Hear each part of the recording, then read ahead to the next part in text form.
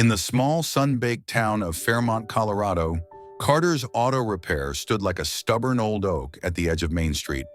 Inside, Megan Carter, a 32-year-old mechanic with grease-stained hands and a heart bigger than the Rockies, wiped sweat from her forehead. The garage had been her late father's pride, and now it was hers to protect. Even if she had to answer to Mr. Bradley, the hard-nosed new owner who cared more about profits than people. Megan didn't just fix cars, she fixed people's days too.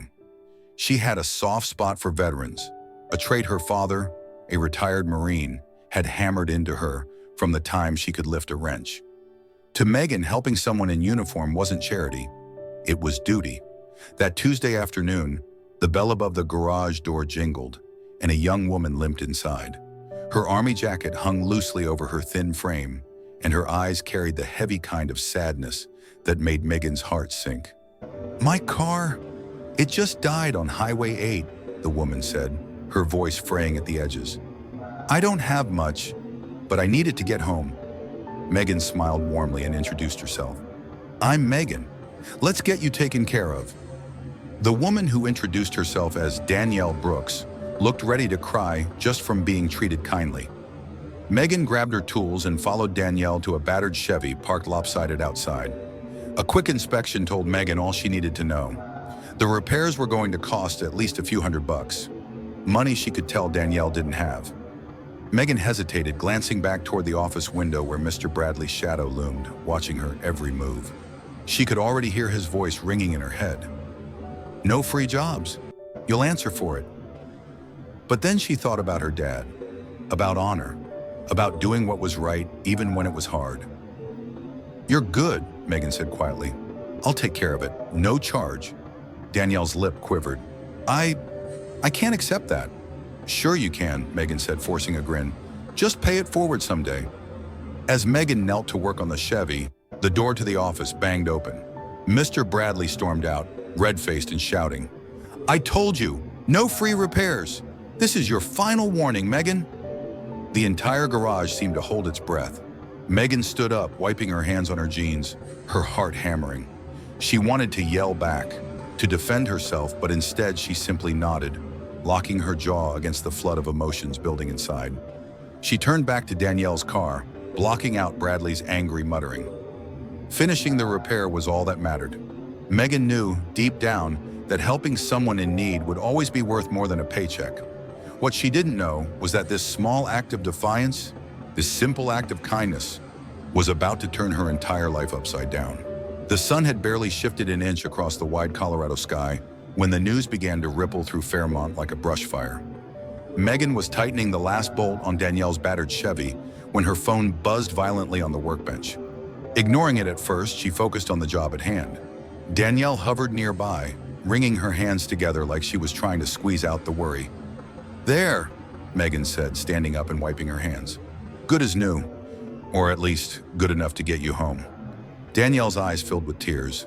She opened her mouth to say something, but her voice cracked under the weight of emotion. Megan just gave her a small, knowing smile and waved it off. "Drive safe," she said, and with a weak nod, Danielle slid behind the wheel and disappeared down the road in a trail of dust. Megan exhaled slowly. She braced herself for the firestorm she knew would come from Mr. Bradley. It wasn't just about one free repair anymore. It was about defiance, about choosing hard over handbook. Before she could make it back to the office to face him, the garage door creaked open again. It wasn't Bradley storming toward her this time. It was Jessica Mills, the local diner owner, an unofficial town gossip, breathless and wide-eyed. "Megan," she gasped, "did you hear?" Megan raised an eyebrow, half expecting some small-town drama about a runaway goat or a spat between neighbors. "No," she said cautiously. "Hear what?" Jessica leaned in, dropping her voice like it was state secrets she was about to share. "That woman you just helped? Danielle Brooks? She's the daughter of Brigadier General Madeline Cole." Megan froze, the wrench in her hand slipping slightly. General Madeline Cole. The name alone carried weight. A decorated war hero, head of multiple humanitarian missions overseas, respected far beyond the dusty borders of Fairmont. "I thought her daughter was missing," Megan asked, her mind racing. She was, Jessica whispered urgently. She's been missing for months. General Cole's been working with private investigators, local police, even the media. It's been all over the national news. Megan staggered back a step, feeling the walls of the garage tilt slightly around her. Danielle Brooks, is the quiet woman with the sad eyes, had been lost not just to herself, but to her family, to the entire country watching from afar. And somehow, without even knowing it, Megan had played a part in her return. Jessica's phone buzzed, and she gasped again. It's official. The police just confirmed it. Danielle's safe. Her mom's on her way here right now. Megan felt her heart drop into her stomach. Here, to Carter's Auto Repair. She had barely caught her breath when sirens flared in the distance. Not the urgent wail of an emergency, but the measured escort of importance. Two black SUVs pulled into the gravel lot, kicking up clouds of dust. Townsfolk gathered across the street, whispering and pointing. From the lead vehicle stepped a woman whose very presence seemed to command the earth to stand still. General Madeline Cole was tall, composed, her silver-streaked hair pulled into a neat bun. Her uniform was immaculate, her medals catching the afternoon light. And her eyes were filled with something Megan didn't expect. Gratitude. Megan wiped her hands again on her jeans, suddenly feeling every stain, every smudge of oil. She straightened her posture instinctively as the general crossed the lot toward her. "You must be Megan Carter," General Cole said, her voice steady but thick with emotion. "Yes, ma'am," Megan managed, her throat dry. General Cole reached out, taking Megan's hand firmly between both of hers. "I don't think you realize," she said, her voice breaking slightly, "what you've done for me, for my family." Megan blinked, struggling to comprehend the gravity of the moment. "I only fixed her car," she said quietly. The general shook her head. "You did more than that. You gave her hope when she had none left. You treated her like a person when the world had treated her like a ghost." The small crowd across the street was silent now, hanging on every word. Megan swallowed hard, humbled and overwhelmed. "I just did what felt right," she said. General Cole's lips trembled into a small smile. "And that's exactly why you're the kind of person this world needs more of." Before Megan could respond, the general added something that made her knees nearly buckle. "I'd like to offer you a position at Fort Kinsley," she said. "We need a head mechanic who not only knows engines, but who understands people." Megan stared at her, stunned. Fort Kinsley was the regional military base, prestigious, respected, secure. It wasn't just a job offer, it was a lifeline to a new life. The words caught in Megan's throat. She wasn't ready to say yes. She wasn't ready to say no.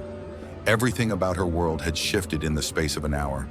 And deep inside her heart, Megan knew nothing would ever be the same again. The wind had picked up across the dusty lot of Carter's Auto Repair, tossing bits of gravel across the cracked pavement as if the town itself was holding its breath. Megan Carter stood motionless, her mind scrambling to catch up with the reality unfolding before her. 1 minute she was fixing a battered Chevy for a woman who looked like she carried the weight of the world on her shoulders. The next she was standing face to face with one of the most decorated generals in the country. General Madeline Cole still held Megan's oil-streaked hand in both of hers. For a moment, neither of them spoke. Around them, the townspeople watched silently, not wanting to intrude but unable to look away. Finally, General Cole released Megan's hand and straightened her posture, the crisp lines of her uniform seeming almost to shimmer in the afternoon light. "I meant what I said," the general continued, her voice firm now. "Fort Kinsley needs people like you, people who act with heart, not just with hands." Megan opened her mouth to respond but found herself overwhelmed by 1,000 unspoken questions. Could she really leave everything she knew behind? Was she even good enough to work at a military base?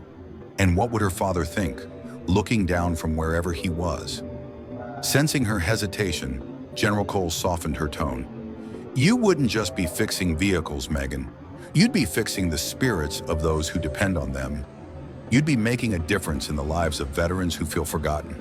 The words struck a nerve deep inside Megan, stirring the memories she kept tucked away. Memories of her father teaching her to change spark plugs before she was tall enough to reach the hood of a truck. Of him sitting her down and saying, "The world's hard enough. Be the person who makes it a little easier for someone else. Mr. Bradley, who had been lurking near the office door this whole time, finally stepped forward, clearing his throat loudly. "General," he said with a forced smile, "Megan's under contract here. She's a valuable part of our team." General Cole turned her sharp, piercing gaze on him, "And she's earned an opportunity you cannot give her." Mr. Bradley's mouth snapped shut, his face darkening like a summer storm. Megan caught the flicker of fear in his eyes, and for once, she didn't feel the least bit sorry for him. General Cole returned her attention to Megan, her expression patient but unyielding. "I'm not asking for an answer today," she said. "I'm giving you time to think. Talk to whoever you need to. But know this, the offer stands because of who you are, not just what you can do." With that, she handed Megan a crisp embossed card bearing her direct contact information. "You've already passed the hardest test," the general added. "You did the right thing when no one was watching." Then with a final nod, she turned and strode back toward her waiting vehicle, her security team falling into step behind her. As the SUVs pulled away, Megan stood there clutching the card tightly, feeling the weight of the moment settle into her bones. The townspeople began to disperse, murmuring among themselves. Some patted her on the back as they passed. Jessica Mills from the diner even hugged her, whispering, "We're proud of you, Meg." Megan wandered back into the garage, her head spinning. She sat heavily on the battered stool behind the workbench and stared at the card in her hand like it was a map to a place she had never dared dream of reaching. Could she really leave Fairmont? This dusty town had been her entire world. Every memory, every scar, every smile. It was where her father had built a life with calloused hands and quiet pride. It was where people knew her name, where customers brought casseroles in the winter and lemonade in the summer.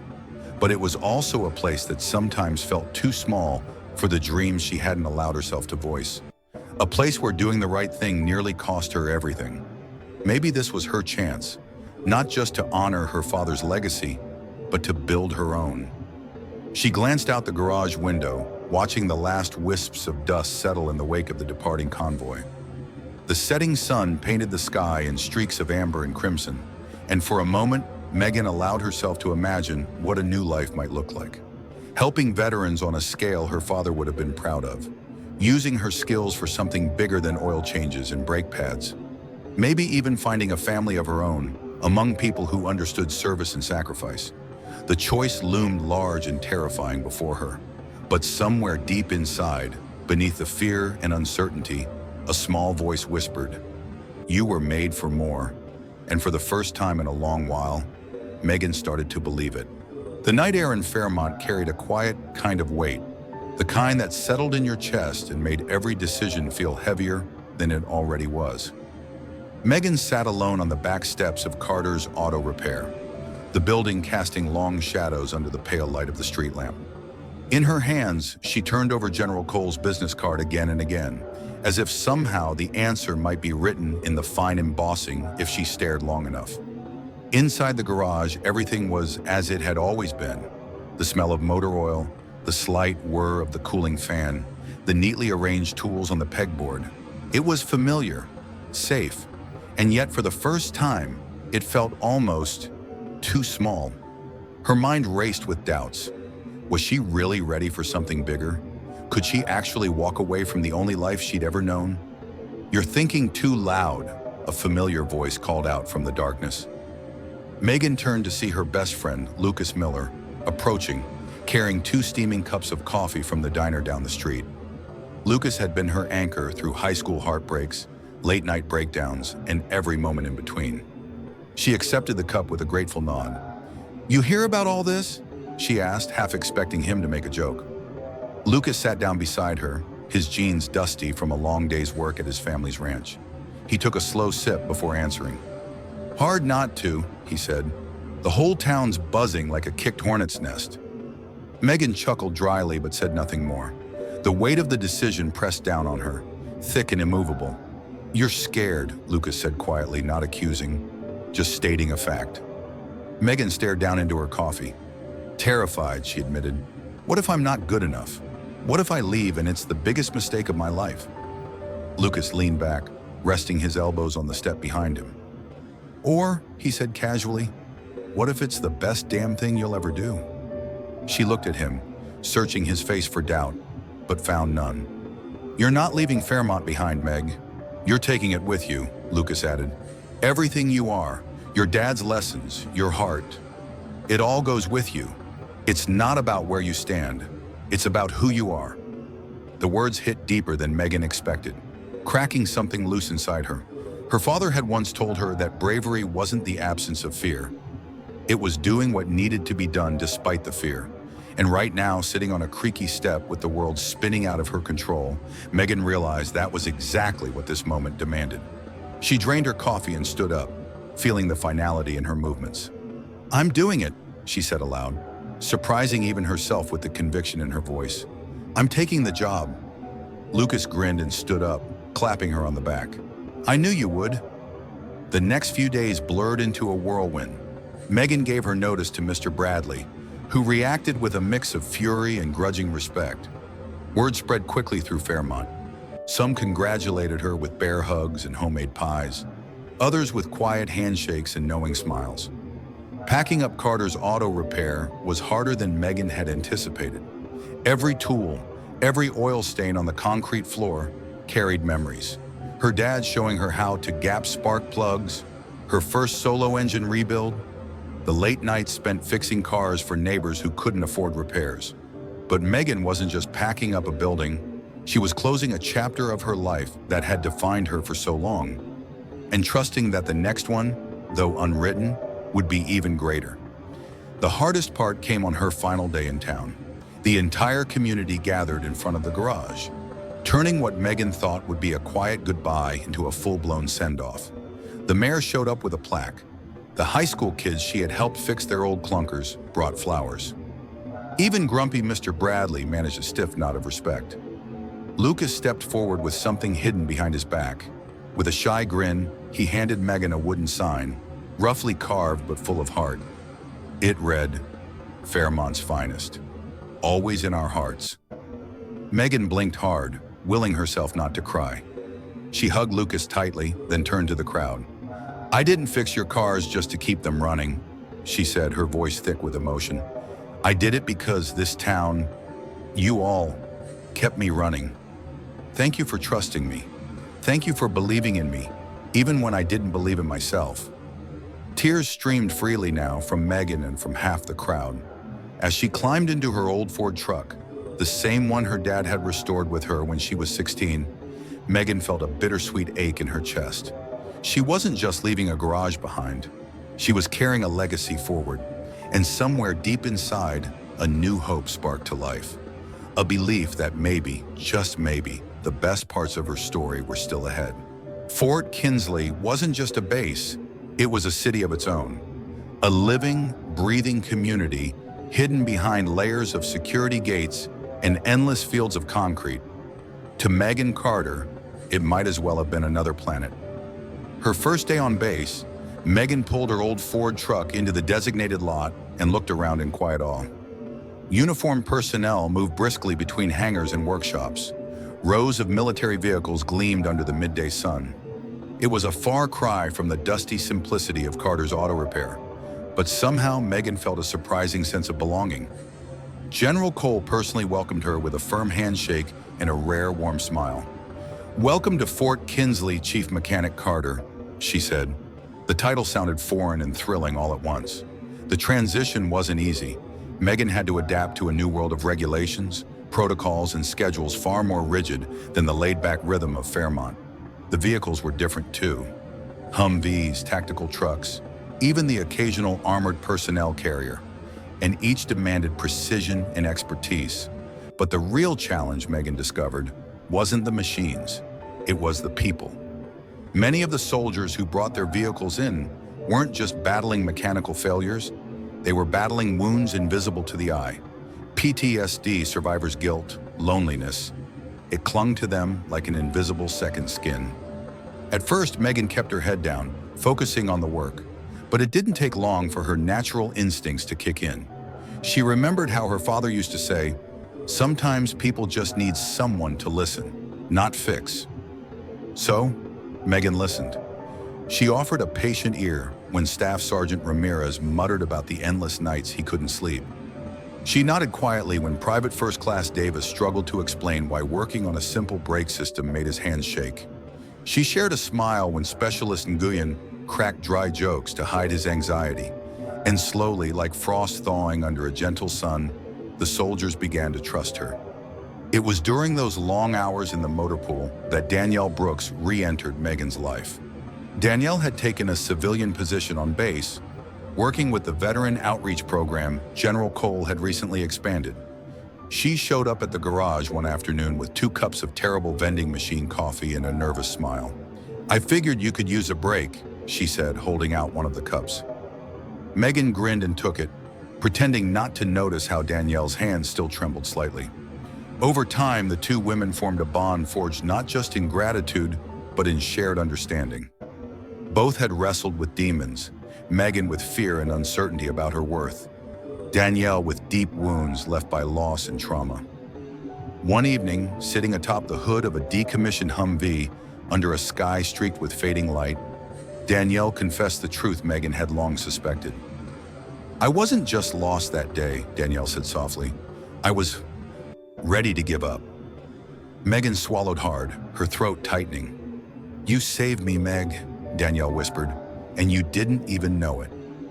They sat in silence for a long moment, the weight of the admission settling gently between them. From that night on, they were inseparable.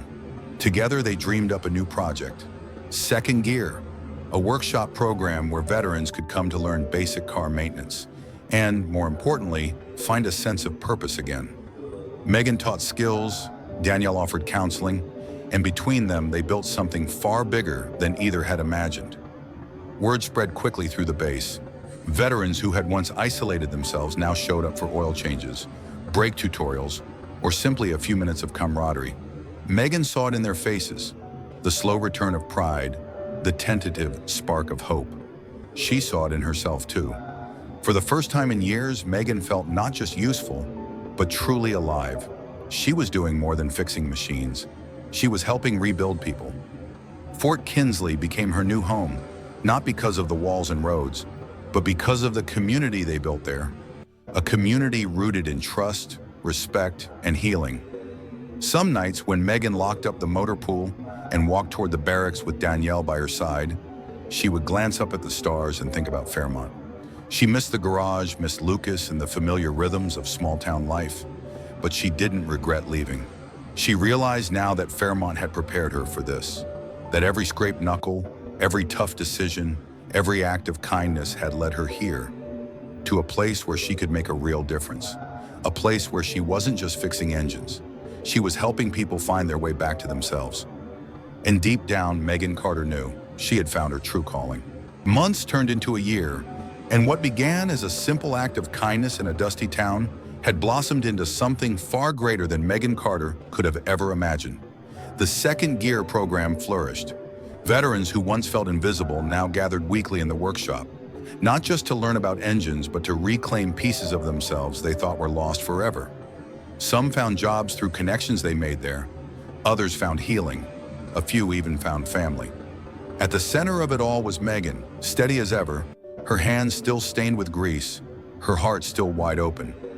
Danielle, too, had changed. She no longer carried sadness like a shield. Instead, she wore hope. Tentative at first, then stronger, more radiant with each passing day. Working side by side with Megan, she discovered her own capacity to heal others, even as she healed herself. One afternoon, after a particularly busy workshop session, Megan stood outside the motor pool, watching the sun dip low over Fort Kinsley. Beside her, Danielle held a new sign, freshly delivered and waiting to be mounted above the workshop doors. Carved into the wood were the words, "Kindness repairs more than cars. It repairs lives." Megan traced the letters with her fingertips, her chest tightening with emotion. All of this, had begun because she couldn't turn her back on someone in need. Because she chose compassion over caution, even when it might have cost her everything. Looking around at the bustling base, Megan realized that kindness didn't just ripple outward. It built bridges, stitched broken pieces together, and grew into something living and lasting. Fairmont would always be part of her. Carter's auto repair would always be a memory stitched into her soul. But here at Fort Kinsley, Megan had found a larger family. One built not by blood, but by trust, service, and resilience. As the sun dipped below the horizon, bathing the base in a golden light, Megan felt a hand squeeze hers gently. Danielle smiled at her, eyes bright. "You didn't just fix my car," Danielle said softly. "You fixed my life." Megan blinked against the sudden rush of tears, laughter bubbling in her chest. "I think we fixed each other," she said. Together they hoisted the new sign into place, anchoring it securely above the door where countless veterans would walk through, seeking and finding a new beginning. And as the first stars pierced the evening sky, Megan Carter finally understood. True repair wasn't about machines, it was about people. And it all started with one simple choice: to be kind when it mattered most. In a world that often values speed, profit, and personal gain, Megan Carter's journey reminds us of a timeless truth. Kindness holds the real power to change lives.